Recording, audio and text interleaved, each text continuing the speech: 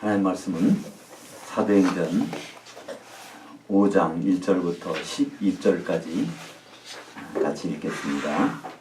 그러나 아나니아라 하는 사람이 그 안에 삽비라와 더불어 소유를 팔아 그 값에서 얼마를 감춤해 그 안에도 같이 알더라. 얼마만 가져다가 사도들 발 앞에 두니 베드로가 이르되 아나니아야 어찌하여 사탄이 내 마음에 가득하여 내가 성령을 속이고 땅값 얼마를 감추었느냐. 땅이 그대로 있을 때에는 내 땅이 아니며 판 후에도 내 마음대로 할 수가 없더냐. 어찌하여 이 일을 내 마음에 두었느냐. 사람에게 거짓말한 것이 아니요 하나님께로다. 아나니아가 이 말을 듣고 엎드러져 혼이 떠나니 이 일을 듣는 사람이 다 크게 두려워하더라. 젊은 사람들이 일어나 시신을 싸서 메고 나가 장사하니라. 3시간쯤 지나 그의 아내가 그 일어난 이 일을 알지 못하고 들어오니 베드로가 그녀에게 이르되 그 땅 판값이 이것뿐이냐? 내게 말하라 하니 이르되 예 이것뿐이라 하더라. 베드로가 이르되 너희가 어찌 함께 꾀하여 주의 영을 시험하려 하느냐? 보라 내 남편을 장사하고 오는 사람들의 발이 문 앞에 이르렀으니 또 너를 메어 내가리라 하니 곧 그가 베드로의 발 앞에 엎드려져 혼이 떠나는지라. 젊은 사람들이 들어와 죽은 것을 보고 메어다가 그의 남편 곁에 장사하니 온 교회와 이 일을 듣는 사람들이 다 크게 두려워하니라. 원전으로 다시 보는 사도행전 4번째 시간인데요. 오늘 말씀을 가지고 아나니아와 삽비라 부부의 사인, 죽음의 원인이라는 제목으로 말씀을 나누겠습니다. 사도행전 매 주마다 이렇게 한 장씩 했었는데요.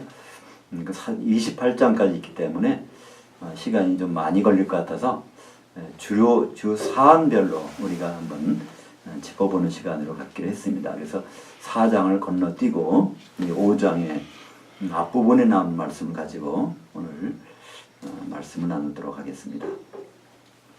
우리가 참 성경 읽는데 좀 두렵다고 생각되는 부분 중 하나죠.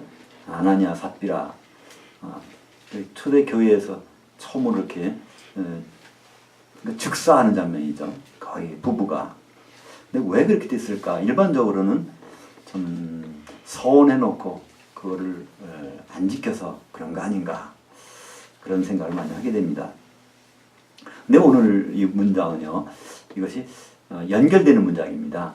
5장 1절에 보니까 아나니아라 하고 시작되는데요. 원래 원문에는요, 그러나, 그런데 라는 접속사가 붙어 있습니다. 그러니까 앞에 문장과 연결이 되어 있다는 문장이죠. 도대체 그럼 앞에 있는 어떤 문장이 있었길래 이런 말이 나올까? 그것이 사도행전 4장 32절부터 이제 마지막 절까지인데요. 마지막 부분은 좀 바나바에 대한 얘기는 반복되기 때문에 빼고 4장 32절부터 35절까지를 우리가 한번 읽어보면 무슨 얘기가 연결되는지를 알 수 있을 것 같습니다. 사도행전 4장 32절에 보니까 믿는 무리가 한 마음과 한 뜻이 되어 모든 물건을 서로 통용하고 자기 재물을 조금이라도 자기 것이라 하는 이가 하나도 없더라. 사도들이 큰 권능으로 주 예수의 부활을 증언하니 우리가 큰 은혜를 받아 그 중에 가난한 사람이 하나도 없으니 이는 밭들과 집들이 있는 자들은 팔아 그 판 것의 값을 가져다가 사도들의 발 앞에 두매 그들이 각 사람의 필요를 따라 나눠줌이라.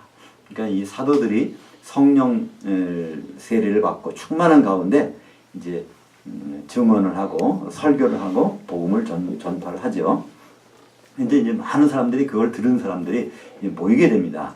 근데 오늘 보니까 사도행전 4장 32절에 믿는 무리가 한 마음 한 뜻이 됐다고 합니다. 그러니까 한 마음 한 뜻은 어떻게 가능할까요? 어떤 사람을 중심으로 뜻이 같아질 수 있을까요? 물론 어느 시간적으로 그렇게 할 수 있을 것 같습니다. 그러나 여기서 한 마음과 한 뜻이 된다는 것은 다 자기 생각을 내려놓고 주님의 생각으로 이게 가고 있다는 것을 우리가 보여주고 있는 것이죠. 그런 모습이 어떤 상태로 되고 있는가요? 그러니까 이 물건들을 통용하는 겁니다. 잘못 생각하면 이게 공산주의가 아닌가 이렇게 생각할 수 있죠. 근데 자세히 보면 공산주의라는 그런 개념이 아니라 이게 서로가 한 몸이기 때문에 다른 지체가 부족한 게 있다면요, 내가 부족한 거라고 생각하기 때문에 여기 보면요, 집과 밭을 다 판다는 거예요. 근데 자세히 보면요, 집 한 채 있는 거 팔아서 바치고 거지되란 얘기가 아닙니다. 집들이 있는 사람, 여러 채 있는 사람, 또 밭들도 많이 있는 사람들이요, 그 사람들은 그걸 팔아서 부족한 사람한테, 거기 이제 교회 안에서 부족한 사람한테 해주기 때문에 이 교회 안에 들어온 사람 중에서는 한 사람도 부족함 있는 사람이 없다는 거예요. 바로 그 온전한 몸을 이루는 표본이 시작되는 것을 볼 수가 있습니다.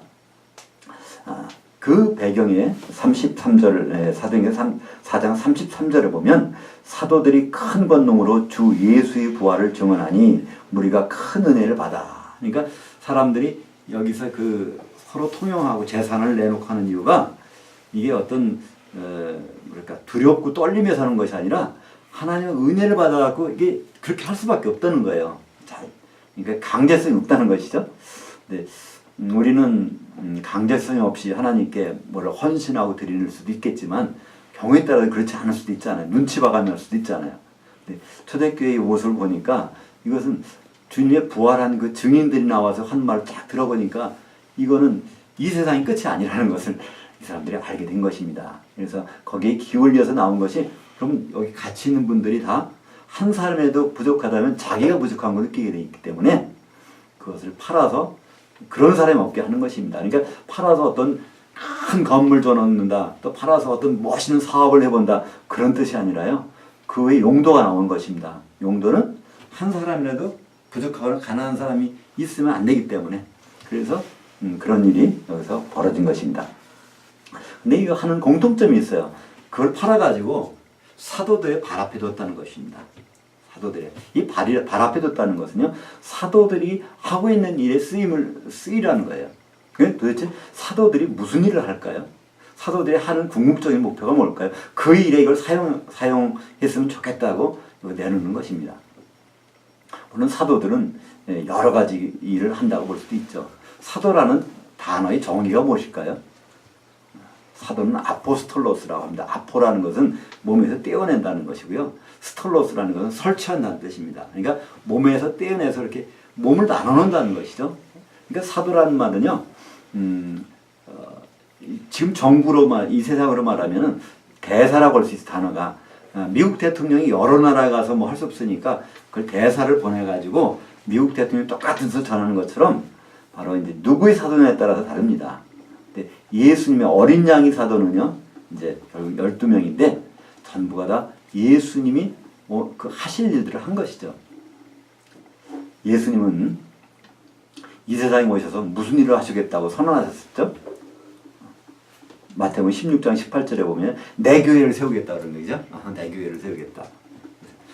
너는 베드로라, 내가 이 반석에 내 교회를 세우겠다 이렇게 말씀하셨어요. 그러니까 베드로가 반석 조각인데 그 반석 조각들을 모아가지고 거기다 교회를 세우겠다고 하셨어요. 그럼 그 반석 조각들은 무엇일까요? 다 사도들이면서 동시에 예수님의 분신들이라는 거죠. 그리고 예수님 스스로가 참 반석이시잖아요.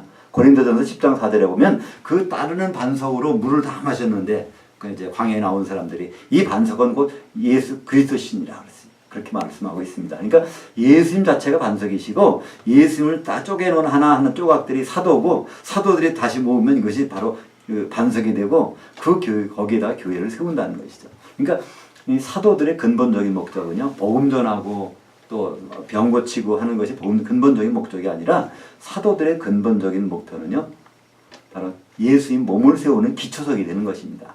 그러니까 사도들이 과연 무슨 일을 했을까? 성경의 맨 마지막에 가보면요, 요한계시록 21장 14절에 보면 새 예루살렘이 있는데 그건 딱 밑에 기초석이 12개가 있는데 어린 양의 12사도 이름이 다 거기에 새겨 있다는 것입니다. 그러니까 사도들의 근본적인 하는 일은 새 예루살렘 성을 세우는 기초석이 되는 거고요. 새 예루살렘은 지금으로 말하면 교회 아닙니까? 교회가 이루어지는데 기초가 되는 일이 바로 사도들이 하는 일이고요. 사도들의 발 앞에다가 갖다가 이걸 놨다는 얘기는 바로 교회, 서로 한 몸이 되는 그런 일에 사용되라고 바로 그것을 갖다 놨다는 얘기죠.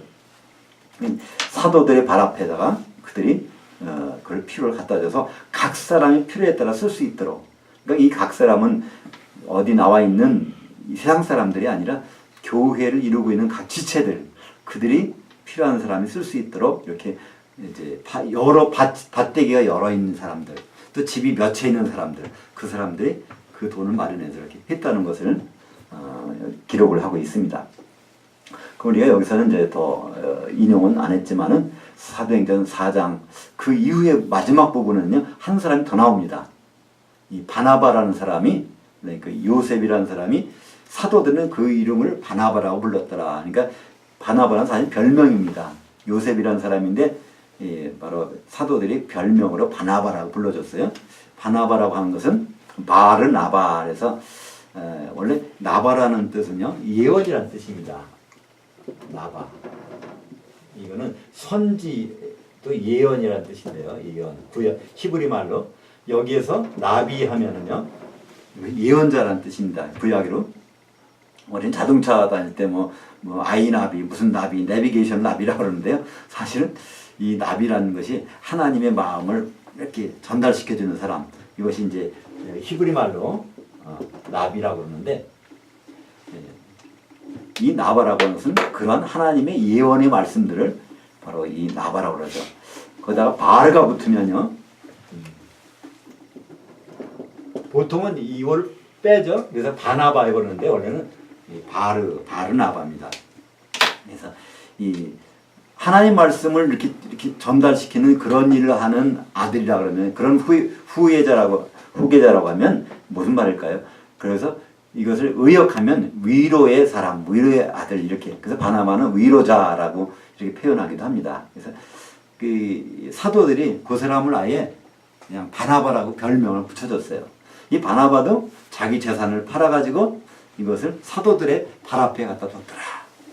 그러니까 사도들의 발 앞에다가 재산을 팔아서 갖다 바치는 일이 2번 나오고 나서, 그러고나 이제 사도행전 5장이 연결되는 겁니다. 그래서 5장이 1절에 보니까, 그러나 아나니아는 똑같이 하긴 하는데 사도들의 발 앞에 갖다 두는데 어떻게 됐어요? 소유를 팔아가지고 그것을 이제 감춰놓은 다음에 이렇게 사도들이 발 앞에 갖다 놨습니다.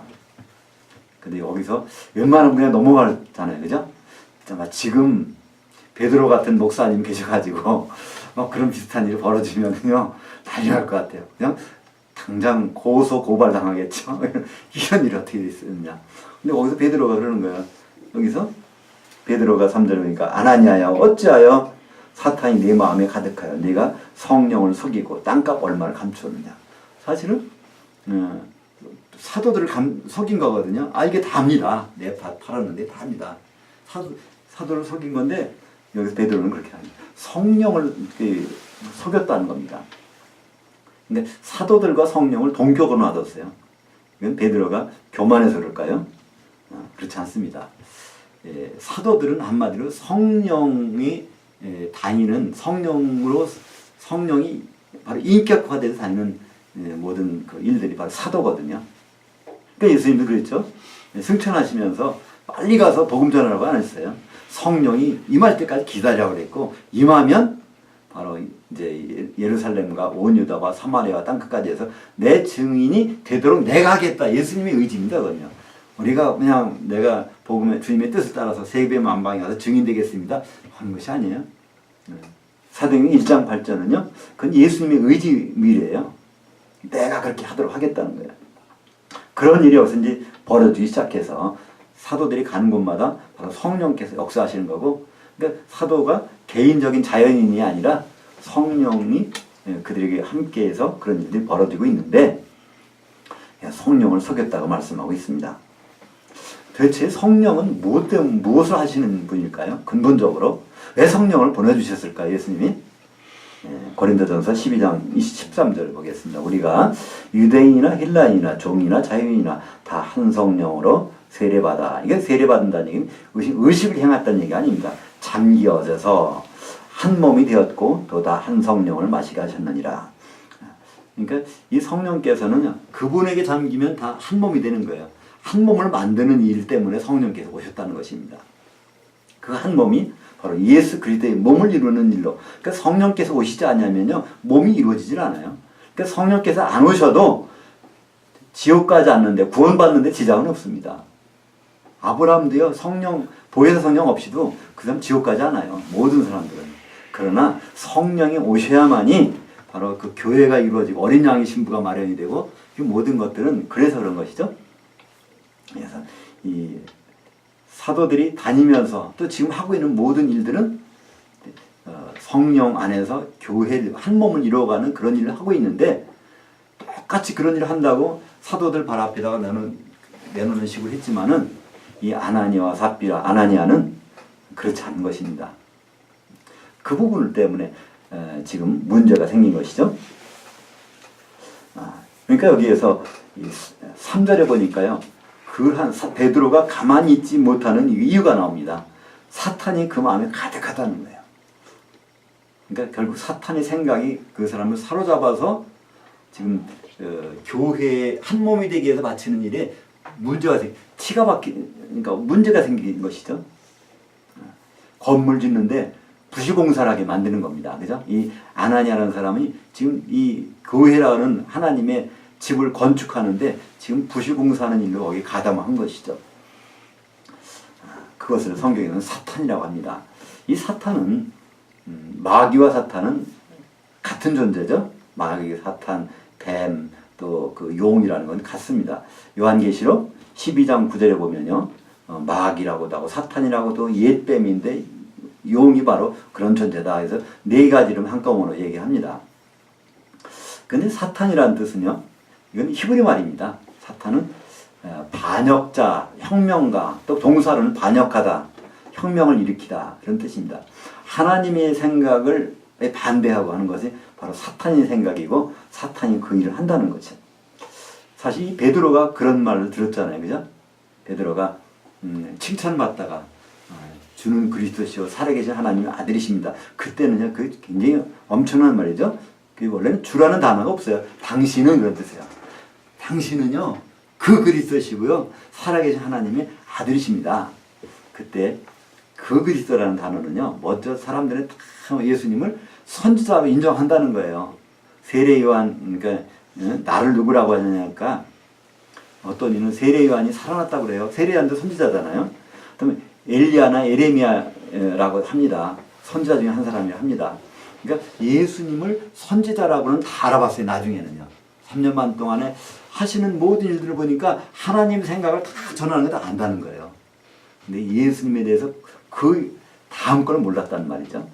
예수님이 바로 대제사장이신 그 그리스도 기름 받아서 그분을 아무도 모르는데 예수님 주님은요 바로 이 그 그리스도시세요.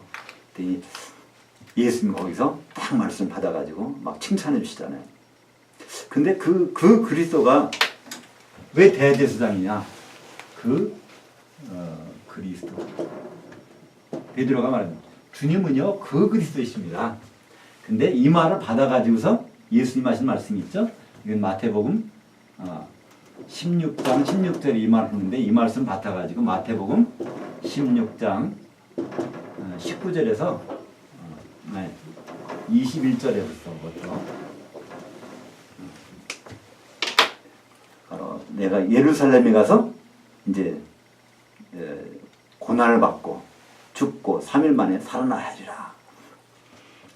그러니까 맞아 나는 그 그리스도야. 이제는 예루살렘에 가서 바로 그 그리스도가 될 거라고 말씀하시는 거예요. 그때야 비로소라는 말씀이 나옵니다. 그때야 비로소 바로 제물 되실 그리스도에 대해서 처음으로 말씀하시는 거죠. 그랬더니 거기서 베드로는 갑자기 그러지 않습니까? 이런 일이 있어서는 안 되겠습니다. 그러는 거예요. 그때 예수님이 사탄아 물러가라. 너는 나를 넘어지게 하는 자로다. 바로 예수님은 십자가 예루살렘 가셔서 고난당하시고 십자가에서 죽으시고 부활하시는 그 일을 반드시 해야 되는데 그 일을 막아서는 것은 이거 사탄이라는 거예요. 마찬가지로 지금 성령께서 오셔서 한 몸을 이루어가야 되는데 그 일을 막아서게 하는 것, 그 일을 방해하는 것, 그것이 바로 사탄의 일입니다. 사탄 마귀가 가장 싫어하는 일이 뭘까요?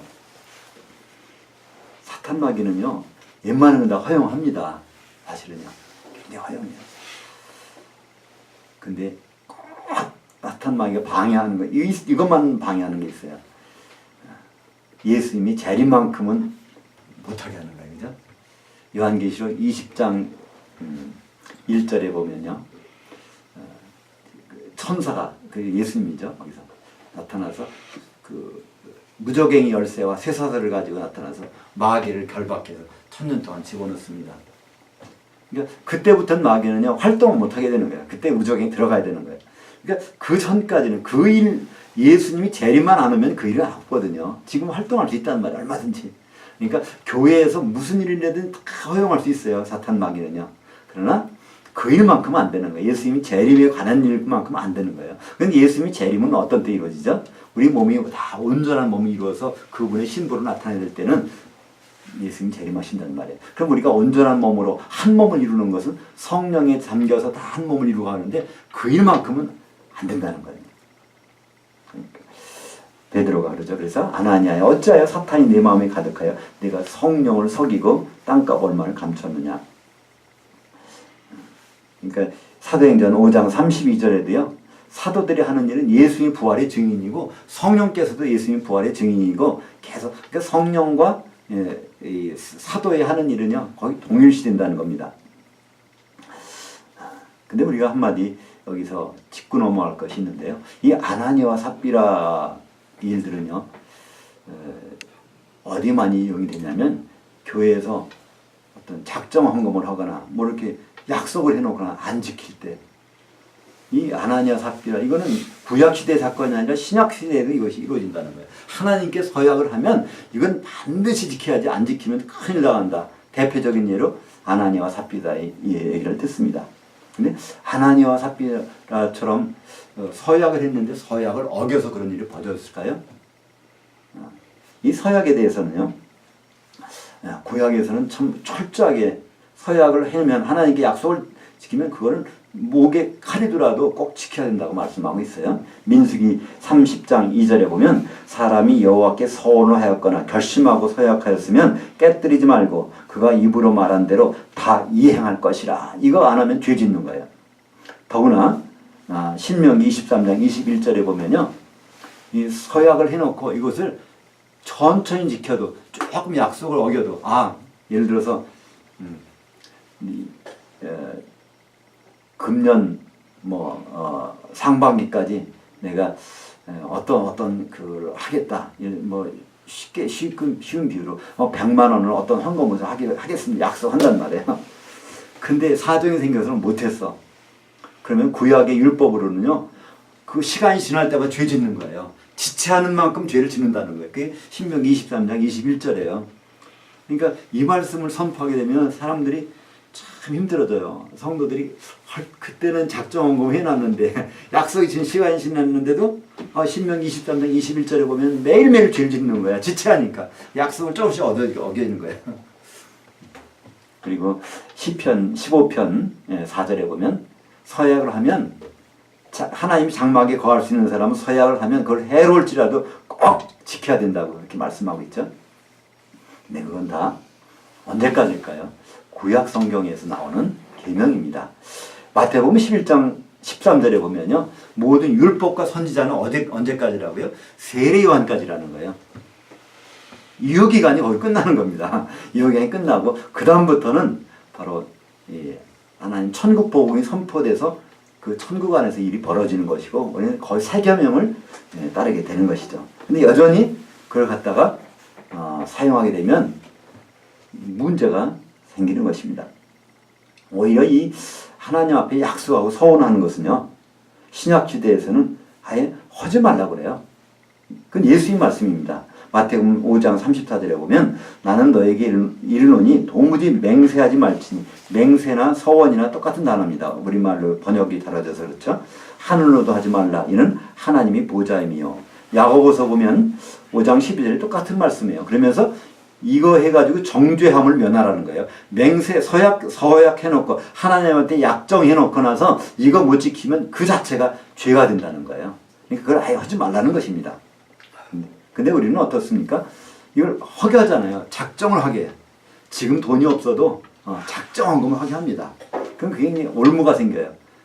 근데 작정해놓고 이걸 안 지키면 어떨까요? 안 지켜도 되는 거예요. 지금요. 어떻게만 하면요.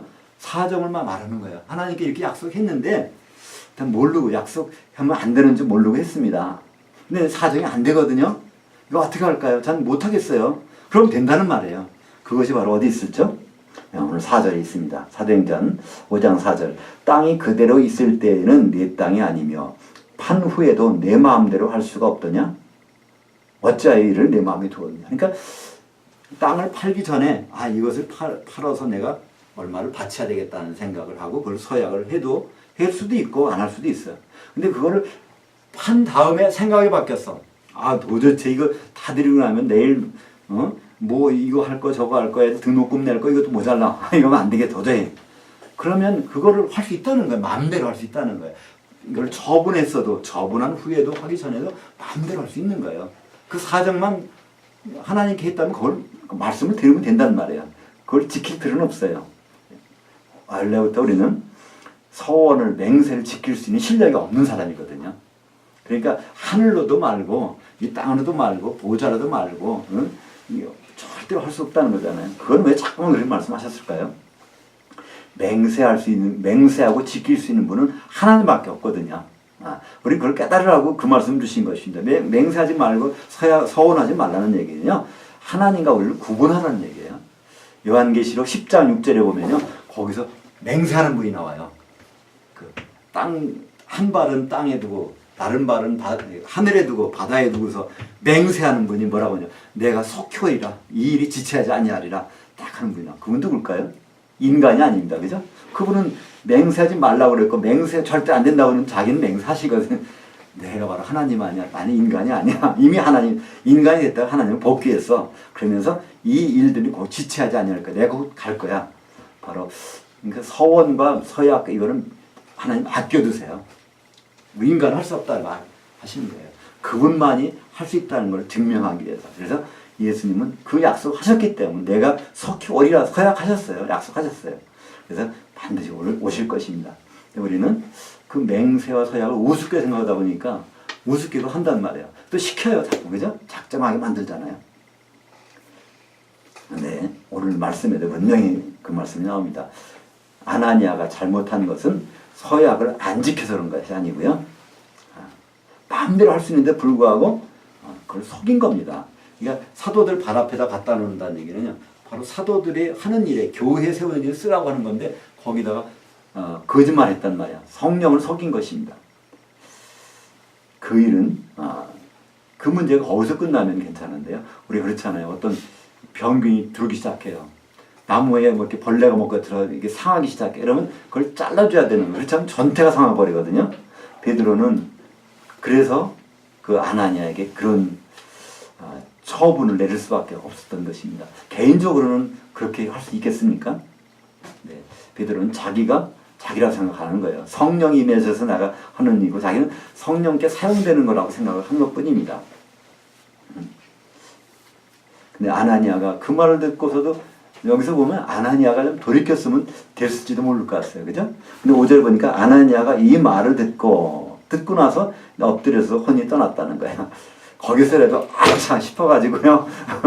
아이고 제가 잘못했네요. 내가 교회를 위해서 이러면 안 되는데 근데 결국은 그대로 있다가 이제 죽어버립니다. 그 사람들이 뭐 지금 생각하면은 조금 쉬울 텐데 그때 당시에 사람들이 참 이해가 안 갔을 것 같아요. 그거 하나 잘못했다고 저렇게 죽여버리나? 그죠? 근데 하나님은 이 교회를 끔찍하게 생각하시는 거예요. 이 교회가 이루어지는 것을요, 우리는 별거 아닌 거 생각하지만 하나님은 이 교회를 끔찍하게, 왜 그럴까요? 교회는 그리스도의 신부이기 때문에 바로 예수님의 배우자란 말이에요. 신부란 말이에요. 그것이 우리는 적당히 될 수가 없단 말이죠. 천지창조 목적부터 그렇지 않습니까? 창세기 2장 24절에 남자가 부모를 떠나게 해서 그 아내와 합해서 한 몸 되게 만들겠다고 하셨는데 그 남자는 예수 그리스도를 보내실 것이고 그 아내를 만들어서 한 몸 되게 하시겠다고 그러는데 그 일만큼 중요한 일이 어디 있겠습니까? 또 시간이 한 3시간쯤 지난 다음에 그 부인이 이제 또 왔습니다. 근데 부인한테도 물어보잖아요. 근데 부인이 감춘 게 없다는 거예요. 똑같이. 사실은 오늘 말씀 1절에 보니까 그 값 2절에 그 값에서 얼마를 감춤에 그 아내도 같이 알더라. 원래는 알더라가 아니라 동시에 알았다. 그러니까 처음부터 같이 작정할 때부터 나중에 마음을 바꿀 때도 부부가 같이 했다는 거예요. 결국은 이 부인도 마찬가지로 똑같이 걸려듭니다. 주의 영을 시험하라고 했다는 거예요. 하나님의 영, 주의 영, 그게 성령이시죠. 성령의 하는 일을 시험하는 것입니다. 마태복음 12장 31절, 32절. 그러므로 내가 너희에게 이르노니 사람에 대한 모든 죄와 모독은 사하심을 얻되 성령을 모독하는 것은 사하심을 얻지 못하겠고, 또 누구든지 말로 인자를 거역하면 사하심을 얻되 누구든지 말로 성령을 거역하면 이 세상과 오는 세상에서도 사하심을 얻지 못하리라. 그러니까 우리 예수님은 2000년 전에 사람으로 오셨어요. 그래서 예수님에 대해서 뭐 이렇게 잘못하는 것은요, 그건 방법이 다 있다는 거예요. 그러나 이 성령을 모독하거나 시험하거나 하는 것은요, 그 다음 어떻게 그거를 없이 할 방법이 없다는 것입니다. 예수님 다시 십자가에서 죽으실 수 없잖아요. 인간이 몸으로 해서 모든 일을 끝내고 다시 하나님으로 복귀하셨는데 또 인간으로 오실 수 없단 말이죠. 그러니까 오늘 이 아나니아 삽비라 사건은요, 성령의 일과 관계된 일이기 때문에 이런 엄청난 처벌을 받게 된 것이죠. 그러니까 삽비라도 마찬가지로 삽비라의 사망 원인은 이거는 서원을 이행하지 않아서 그런 것이 아닙니다. 사도를 속였고 성령을 속였고, 그러니까 한 몸이 되는 것을 방해한 거예요. 이들이 다 한 마음과 한 뜻이 돼서 하는 모든 일에 사람들이 재물을 돈으로 환금해가지고 그 사도들의 발 앞에 사도들이 하는 일에다가 그걸 이렇게 보태놓는 일인데 거기에 방해를 했단 말이죠. 그 누룩이 들어가서 전체가 버리듯이 이런 일이 벌어진 것입니다. 하나님의 생각은 하나님의 성전, 하나님의 몸, 예수님의 몸, 교회에 집중되어 있거든요. 고린도전서 3장 16절 17절에도 그렇습니다. 너희는 너희가 하나님이 성전인 것과, 이건 성전은 단수입니다. 너희는 복수예요. 너희가 하나님의 한 성전을 이루고 있는 지체들인 것과 하나님의 성령이 너희 안에, 각자의 마음이 아닙니다. 우리 안에 계신 거예요. 우리 안에 계시다 보니까 여기 있는 사람 속에는 성령이 다 계세요. 그죠? 풀장에 들어가면요, 풀장 속에 있는 사람에게는 다 옷이 젖잖아요. 마찬가지로 17절에 고린도전서 3장 17절에 누구든지 하나님의 성전을 더럽히면 그 사람, 하나님이 그 사람을 멸하시리라. 그러니까 개인의 몸을 더럽힌다는 얘기 아닙니다. 이 단체적인 교회, 몸, 그리스도의 몸을 더럽히면 그 사람을 하나님이 멸하시겠다는 거예요. 왜냐하면 전체가 흐트러질 수 있기 때문에. 하나님이 성전을 거룩하니 너희도 그러하니라. 참 우리가 신약 성경 중에서 가장 오해하는 부분이 고린도전서 3장 16절과 17절일 수 있습니다. 대부분은 내 성령 받았으니까 성령이 내 안에 거하시니까 내가 하나님의 성전이다 이렇게 생각을 하고 그렇게 가르치고 그렇게 배웁니다. 근데 성경은 그렇지 않아요. 너희라는 말 항상 있어요. 너희가 하나님의 한 성전인 것과, 그러면서 이제 앞뒤로 보면 다 지체라고, 몸과 지체를 설명을 합니다. 이걸 잘못 오해하다 보면 그렇지 내가 하나님의 성전이지, 내 담배 펴도 안 되고 술 마셔도 안 되고, 그렇다고 담배 피우고 술 마셔도 좋다는 얘기가 아니라요, 내가 성전이란 말이 아니라 성전을 이루고 있는 지체들인 거예요. 그러니까 그 말은요, 우리에게 더 큰 책임을 줍니다. 내 하나 지체가 잘못되면 우리 성전을 이루고 있는 모든 성전이 이게 다 쓸모없게 된다는 거예요. 그죠? 나는 아무리 내 지체가 잘해도 내가 정말 성경적으로 아주 합당한 생활하고 거룩하고 기도하고 하나님 말씀 잘 읽어도 내와 같이 연결되어 있는 다른 지체가 썩어 문드러지고 있다면요, 나도 그 영향권은 있다는 얘기거든요. 그러니까 내가 잘 돼서도 안 되고요, 다른 사람이 잘 돼서도 안 되고, 전체 중에서 누구 하나만 문제가 생기면요, 전체가 같이 문제가 생긴다는 것이 고린도전서 3장 16절과 17절의 말씀입니다. 그래서 그 성전을 더럽히는 지체가 하나라도 있다면 그 하나님 반드시 뽑아내시겠다는 거예요. 그 중에 한 사람이 바로 이 아나니아고 또 한 사람이 바로 삽비라입니다. 아나니아와 삽비라는 초대교회에서 처음으로 하나의 성전이 이루어가는 과정에서 바로 하나님께 이렇게 뽑혀낸 사람들이죠. 이것은 구원, 개인적인 구원과는 별개의 얘기입니다. 우리가 지옥 가느냐 안 가느냐는요, 내 이름이 생명책에 있느냐 없느냐, 그건 하나님의 은혜로 받는 거죠. 하나님의 은혜로 받은 거기 때문에 우리의 노력이나 우리의 실력이 좀 부족해도 그건 없어지는 건 절대로 아닙니다. 그거는요, 나중에 백보자 심판의 그때의 문제고요. 지금 여기 나오는 모든 문제는 예수님이 재림하실 때 공중에서 그리스도의 심판대에서 벌어질 때, 그때 우리가 그 앞에서 어떤 처벌을 받느냐, 거기에 대한 말씀이죠. 오늘 11절에 보니까 온 교회와 이 일을 듣는 사람들이 다 크게 두려워하더라. 그러니까 그전에는 교회가 적당히 사람들만 모여 있으면 되는 거라는데, 그게 아니라는 걸 예수님이 절대로 깨닫습니다. 이 몸을 해치고 몸에 지장을 주고 성령이 하시는 일에, 잠기는 일에 문제가 생기면 이런 일이 벌어지는구나. 바로 이 온 교회, 우리는 과연 이 교회의 입장에서, 교회 지체 입장에서 이런 두려움이 있을까요? 그냥 교회를 모여서 같이 찬송하고 예배하고 우리 기분이 좋으면 하나님도 기분이 좋으실 것이고, 우리 예배가 성공했으니까 하나님도 기뻐 받으셨겠지 하고 흩어질 때가 많은데요. 사실은요, 교회는 굉장히 두려운 곳입니다. 거기에 어떤 흠이라도 생기면 하나님은 그 흠을 다 거기서 잘라 제하여 버리시겠다는 것이죠. 바로 우리가 주목할 대상이 있습니다. 구약 성경들이 하나하나에 613개의 계명들이 들어온 거 아니에요. 그건 설사 안 지킨다고 해도 길이 있어요. 그러나 신약 성경에 나타나는, 이 신약 성경에 나오는 이 복음의 말씀들은요, 이건 두려운 말씀입니다. 왜 그럴까요? 이 성경 하나하나는요, 사도들이 성령의 감동을 입어서 기록해 놓은 것이거든요. 그러니까 이 성경 말씀이, 특별히 신약 성경은요, 성령과 동격입니다. 에베소서 6장 17절에 보면 구원의 투구와 성령의 검, 하나님의 말씀인 성령의 검을 가지라. 근데요, 이걸 문장을 그냥 헬라 문법적으로 보면 하나님의 말씀과 동격인 것은요, 성령이 검이 하나님의 말씀이 아니라 성령 자체를 하나님 말씀이라는 거예요. 그러니까 하나님 말씀을 검으로 삼으라는 단어입니다. 원래가 하나님 말씀이 검인데, 이 말씀이라는 것은 로고스가 아니라 레마입니다. 사도들을 통해서 그때그때 하시는 모든 말씀들, 이것이 바로 성령과 동격이라는 거예요. 그것이 바로 종합돼서 우리에게 주어진 것이 신약 성경입니다. 그렇다고 구약 성경을 무시하라는 얘기는 절대로 아닙니다. 구약 성경은 예수님을 알기 위해서는 구약 성경이 없으면 우리가 예수님을 알 수가 없어요. 그러나 우리는 지금 신약 성경, 사도들이 터 위에서 하나님이 원하신 일을 하는 때, 바로 그 일에서 하나님이 원하시는 길까지 갈 수가 있는 것이죠. 오늘 아나니와 삽비라는요, 그 사도들의 길에서 방해꾼이 된 것이죠. 이 교회는요, 정말 사도들이 뭐라고 기록해 놨을까? 신약 성경이 27권인데요. 27권은 모든 것들이 다 동격입니다. 우리가 보기에는요, 마태, 마가, 누가, 요한복음, 이것이 우선적인 권위가 있고, 그 다음에 사도들의 기록이 있고, 이렇게 나갈 수 있지만요, 그렇지 않아요. 왜냐하면 사도는 예수님과 동일한 권위를 부여받은 사람들이에요. 그래서 예수님이 똑같은 권위를 인정해 줬기 때문에 복음서에 있는 거나 서신서에 있는 거나 권위가 다르지는 않습니다.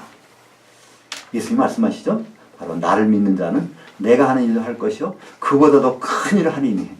예수님은 그 권위를 다 인정해 주셨어요. 그래서 하나하나가 우리는 참 두려워할 대상입니다. 우리는 근데 거꾸로 되고 있어요. 구약 성경에 있는 말씀들은 제일 두려워하는데, 신약 성경에 있는 말씀들은요, 그냥 적당히 이렇게 할 수가 있는데, 거기에 급브레이크가 걸린 것이 바로 이 아나니아와 삽비라의 이 사건입니다. 그들은 그냥 하나님께 뭘 바치기만 하면, 거기에서 그게 얼마의 액수인지 모르지만요, 큰 돈은 아닌 것 같아요. 예를 들어서 뭐 10억을 바치려고 그러는데 한 몇백만 원 떼는 건 모르겠습니다만은, 근데 그게 중요하지 않다는 거죠. 서원이 중요한 것이 아니라 하나님이 성령이 하시는 일을 거슬리는 것, 이것은 용서받지 못하는 그런 엄청난 일이라는 것을 오늘 말씀을 통해서 우리에게 보여주고 있습니다. 그래서 우리는요, 일반적인 사람들도 다 심판을 받아요. 나중에 백보자 심판 때에서.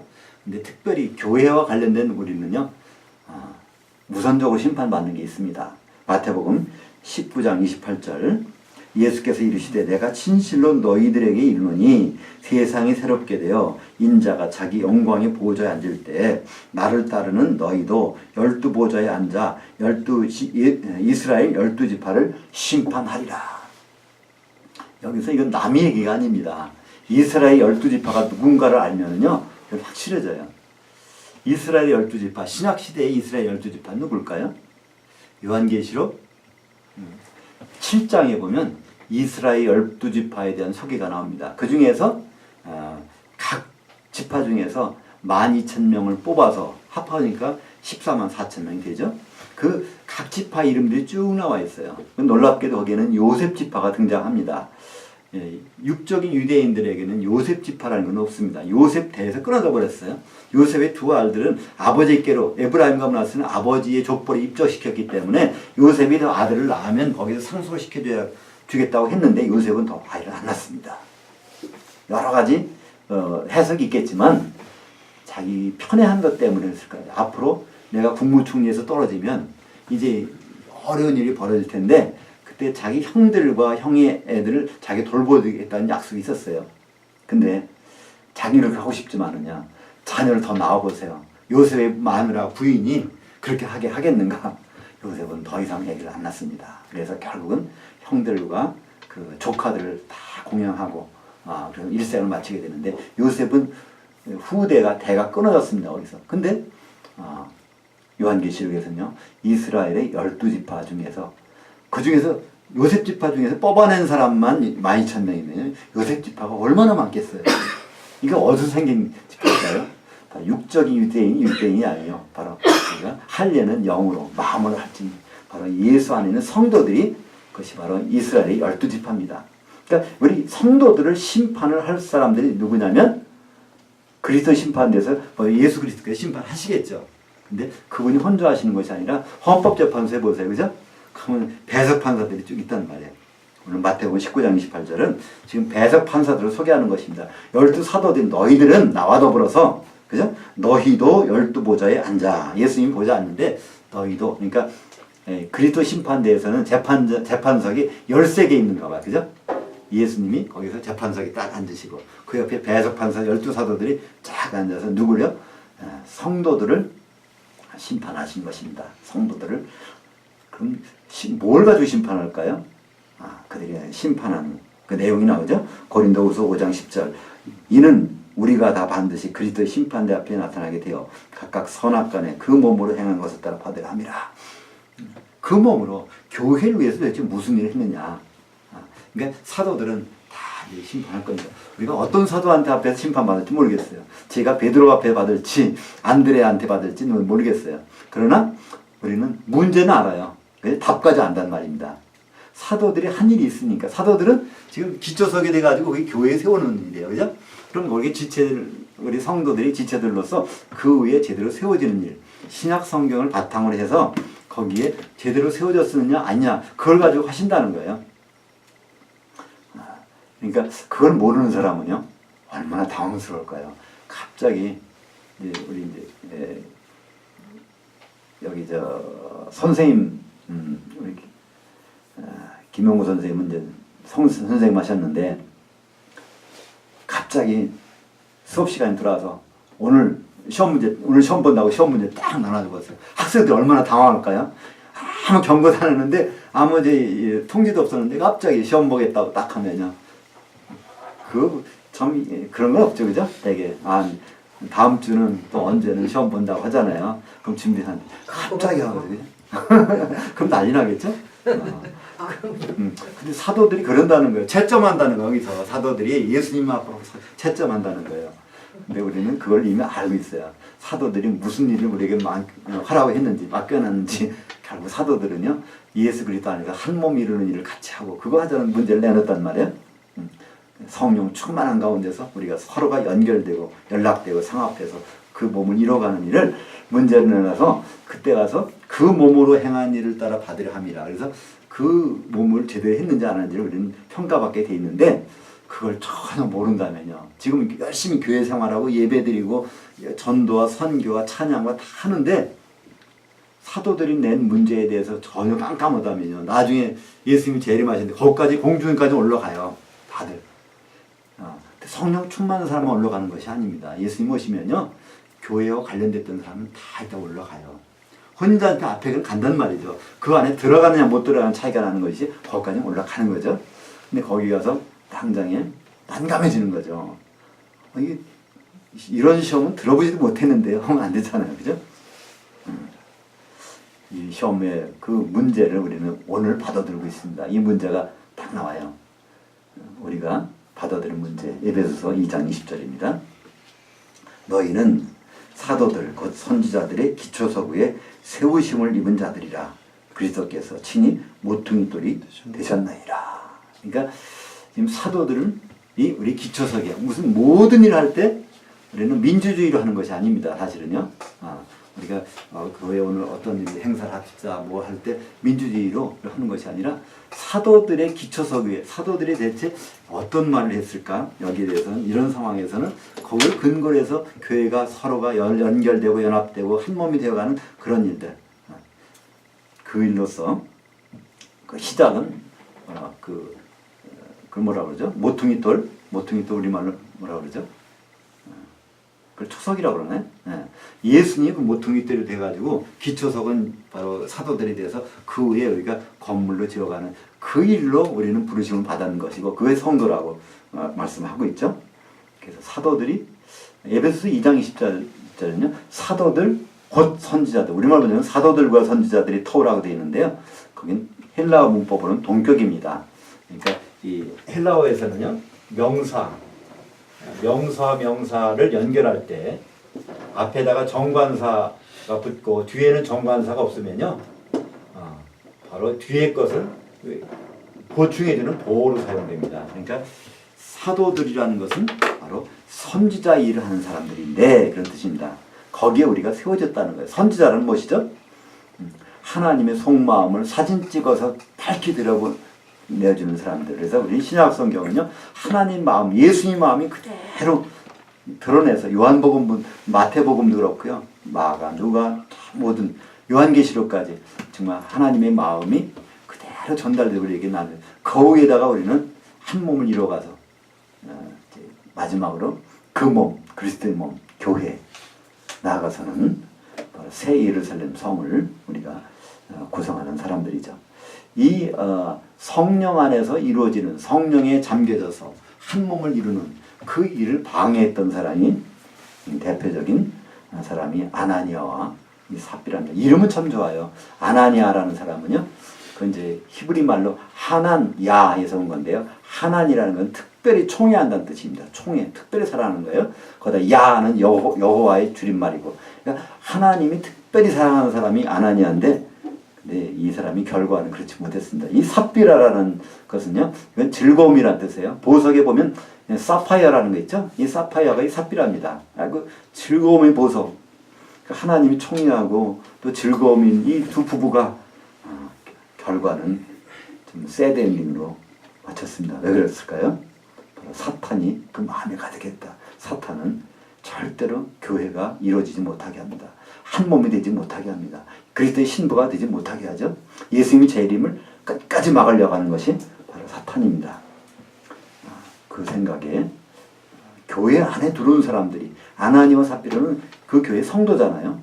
그 안에서 또 제대로는 이렇게 일을 했던 사람들인데 그런 결과를 맞이는 걸 볼 수 있습니다. 그러니까 우리는 사탄마귀 역사가요 멀리 있는 것이 아니라 정말 예수 그리스도의 안에 교회 안에 초대교회부터 자리 잡고 움직이고 있다는 것을 확실히 알 수 있습니다.